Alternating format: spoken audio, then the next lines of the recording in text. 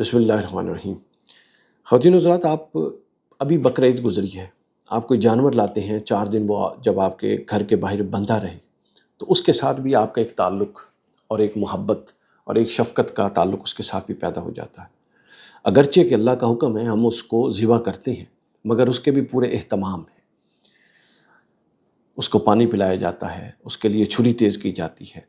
ایک جانور کو دوسرے کے سامنے ذبح نہیں کرنا، لیکن ہمارے معاشرے میں کچھ ایسے لوگ ہوتے ہیں کہ جو سلوک ان جانوروں کے ساتھ روا رکھنا حرام ہے، ناجائز ہے، وہ سلوک وہ انسانوں کے ساتھ روا رکھتے ہیں۔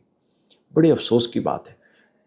دیکھیے، اگر کوئی مجھ سے یہ پوچھے کہ اسلام کس لیے آیا تھا، تو میں یہ بتاؤں گا کہ اسلام اس لیے آیا تھا کہ انسان کے اندر جو اخلاقی قدریں اور جو انسانی قدریں ماند پڑ گئی ہیں وہ دوبارہ سے زندہ ہو جائیں۔ انسان اور جانور میں یہی فرق ہے کہ جانور میں قدریں نہیں ہوتی، اخلاقی قدریں نہیں ہوتی، اس لیے انبیاء جانوروں سے مخاطب نہیں ہوتے۔ انبیاء ان کے لیے ہدایت کا نظام نہیں لاتے چونکہ ان کے اندر قدریں نہیں ہوتی۔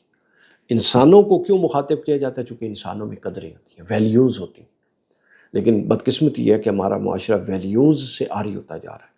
یہ ایک کیس ہے، کل میں نے دیکھا تھا اور بڑا ہی افسوس ہوا۔ یہ بچہ ہے جس کی عمر 10 سے 11 سال ہوگی، اور کراچی میں یہ اپنے بہنوئی کے پاس گیا، اور بہنوئی کے پاس یہ مزدوری کرتا تھا، کام کرتا تھا اس کی دکان پر۔ اتنی شدت کے ساتھ اس کو مارا گیا۔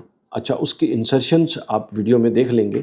اتنی شدت کے ساتھ اس کو ظلم کے ساتھ مارا گیا، اور آپ دیکھ رہے ہیں کہ اس کے پورے جسم کے اوپر کس کس جگہ پہ نشان نہیں ہے، حتیٰ کہ اس کے جسم کے اندر سوراخ ہیں، جس طرح چھری ڈال کے یوں کسی نے اندر گھمائی ہو، پیچکس ڈال کے کسی نے گھمایا ہو، پورے وجود پر نشان۔ اچھا، اب میں نے جب سوشل میڈیا پر یہ واقعہ دیکھا تو میں نے فوراً رابطہ کیا محمد علی یوسف زئی صاحب، یہ ہمارے بڑے محترم بھائی ہیں، اور یہ چیئرمین ہیں پاکستان کے human rights protection and social justice کے چیئرمین۔ میں نے ان سے رابطہ کیا، میری بڑی تفصیل سے ان سے بات ہوئی، تو انہوں نے بڑی شفقت کی اور انہوں نے پوری انفارمیشن مجھے دی اس بچے کے حوالے سے۔ تو ابھی مصدق کا انفارمیشن کے ساتھ میں آپ سے بات کر رہا ہوں۔ اچھا، اب وہ بچہ جو ہے وہ اپنا، جب اس کی یہ بڑی بری حالت ہوئی، اس کے بعد اس کو کراچی سے، وہ چونکہ بیسیکلی پنجاب کا تھا، اس کو پنجاب بٹھا دیا گیا، وہ یہاں سے آیا اور وہ اپنے باپ کے پاس بھی پہنچ گیا۔ جب سوشل میڈیا پہ معاملہ اٹھا تو اس کے ظاہر ہے وہ بہنوئی کے پاس تھا، تو اس کے بہنوئی پر پرچہ اور اس کے بہنوئی پر یہ قانون حرکت میں آ گیا۔ اس کے بہنوئی کو پکڑ لیا گیا، اور اس بہنوئی کا نام تھا سید ساجد حسین، ٹھیک ہے؟ ان کی تصویر بھی ہم آپ کو دکھا دیں گے، سید ساجد حسین۔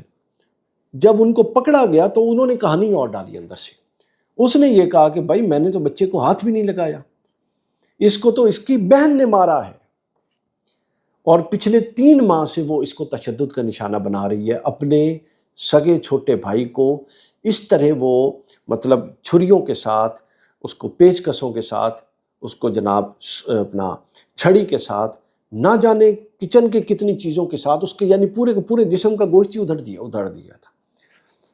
تو جب اندر سے تفتیش ہوئی تو پتہ چلا کہ سید ساجد حسین ٹھیک کہہ رہے تھے کہ یہ اس کی بہن نے ہی مارا تھا۔ اور بہن نے کیوں مارا تھا یہ ذرا سن لیجئے۔ جب بہن سے یہ بات پوچھی گئی تو بہن نے کہا کہ اس نے میرا 13,000 روپیہ چرایا تھا۔ اس کی عادت تھی چوری کرنے کی، اس نے 13,000 چرایا۔ 13,000 روپے کے لیے بچے کو مارا، اور اتنا مارا، مسلسل 3 مہینے تک مارا، اور ایک روٹی کے عوض مارا، چونکہ ظاہر ہے وہ رہتا تھا تو ان سے روٹی کھاتا تھا، اور کوئی اس کے یعنی کوئی انسانی قدر، اس کی تربیت کے لیے کچھ نہیں کیا۔ اس کو سمجھایا جا سکتا تھا، اس کو واپس گھر بھیجا جا سکتا تھا اگر بہن رکھ نہیں سکتی تھی، لیکن اس بیچارے اس کو زندہ لاش بنا دیا۔ اچھا، اب اللہ تعالیٰ غربت سے بھی پناہ دے۔ اب غربت کتنی بری چیز ہے۔ اب یہاں پر پھر انہوں نے مجھے بتایا، اپنا یوسف علی زئی صاحب نے، محمد علی یوسف زئی صاحب، تو جب ان سے میری دوبارہ بات ہوئی یہ ساری سٹوری سننے کے بعد، تو میں نے کہا کہ اب کیا بنے گا مقدمے کا؟ انہوں نے کہا مقدمے کا کچھ نہیں ہو سکتا چونکہ مدعی موجود نہیں ہے، چونکہ بہن نے مارا ہے۔ باپ اپنی بیٹی کو پھنسانا نہیں چاہتا مدعی بن کے، باپ نے کہا ہے جس کو واپس بھیج دی۔ وہ واپس چلا گیا، اور بہنوئی گرفتار تھا، ظاہر ہے انویسٹیگیشن میں وہ بے گناہ ثابت ہو گیا۔ اس نے بیان دے دیا کہ جی اس کی بہن نے مارا ہے، جا کے پوچھ لیں، وہ ان کے ذاتی گھر کا معاملہ ہے، میرا تو کوئی معاملہ نہیں، میں تو سارا دن اپنی دکان پہ ہوتا ہوں۔ تو یہ دیکھیے، اس کے اندر، اس واقعے کے اندر 2-3 چیزیں جو ہم نے سیکھنی ہیں۔ پہلی تو یہ کہ اپنے بچوں کو دوسرے کے رحم و کرم پر ہرگز مت چھوڑیں۔ حتیٰ کہ وہ سگا بھائی ہی سکی بہن کیوں نہ ہو۔ چھوٹے بچوں کو کم از کم شعور کی سطح اور خود کمانے کے قابل ہونے تک ان کو مطلب آپ لوگوں کے رحم و کرم پر مت چھوڑیں، ورنہ اس طرح کے نتائج بھگتنے پڑیں گے۔ دوسری چیز کہ اگر بچہ اس طرح کی کوئی حرکت کرے، چونکہ بطور ایجوکیشنسٹ ہمارا بچوں کے ساتھ بھی معاملہ ہے، اگر اس طرح کی بچہ کوئی حرکت کرے تو بچے کو سکھانے کا طریقہ آنا چاہیے۔ ہمارے والدین اور بڑے چونکہ خود غیر تربیت یافتہ ہیں تو لہٰذا وہ غیر تربیت یافتہ انداز میں بچوں کو سکھاتے ہیں، جس سے بچے کے اندر ضد، ہٹ دھرمی، اور پھر ہٹ دھرمی اور ٹھٹائی کے ساتھ وہی خراب عمل دوبارہ کرنے کی جو جستجو ہے وہ مزید پختہ ہو جاتی ہے۔ دوسری بات یہ۔ تیسری بات ہم نے اس واقعہ سے یہ سمجھنی ہے کہ اس طرح کا کوئی واقعہ آپ کے گرد و نواح میں پیش آئے تو اس پر خاموشی مت اختیار کریں۔ اب اگر اس کے بہنوئی کی میری نظر میں وہ پوری طرح مطلب وہ نہیں ہے بے گناہ، دیکھیں اتنا بڑا ظلم ہو رہا تھا تو وہ اٹھا کے سالے کو اپنے سسر کو فون کرتا کہ بہن اس کو جانوروں کی طرح مارتی ہے، بلوائیں اسے۔ وہ بھی اپنے گھر کے چھوٹے موٹے کاموں کے لیے اس نے بھی کہا کہ ٹھیک ہے چلتا ہے تو چلتا رہے۔ تو لہٰذا یہ تین سبق ہمیں اس سے حاصل ہوتے ہیں۔